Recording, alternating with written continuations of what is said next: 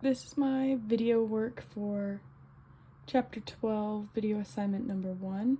The question was, at elevated temperatures, NO2 reacts with CO, producing CO2 and NO. There are two proposed mechanisms for this reaction. In one possible mechanism, products form directly from a bimolecular collision that transfers an oxygen from NO2 to CO, which would be this equation right here. In another possible mechanism, two nitrogen dioxide molecules collide in a rate-determining step to form NO and NO3, which would be this one down here. So I put both of those into equations that I could understand. A second, much faster step that has the nitrogen trioxide molecule collide with the carbon monoxide to form nitrogen dioxide and carbon dioxide. So basically, I just used all of the wording from the equation and I found out what the balanced equation would be, wrote it down, and then this one is a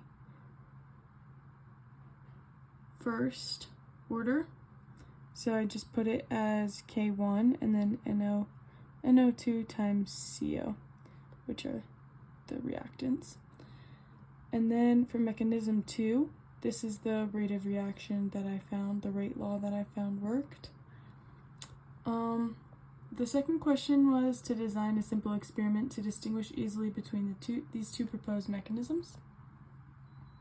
So basically, I determined the initial reaction rate while knowing the concentration of NO2 and CO. Then I would double that concentration of NO2 and figure out what the reaction rate of that, and then do the same thing to the CO concentration, then figure out the reaction rate with respect of NO2 and CO to obtain the correct mechanism, which would be either mechanism 1 or mechanism 2.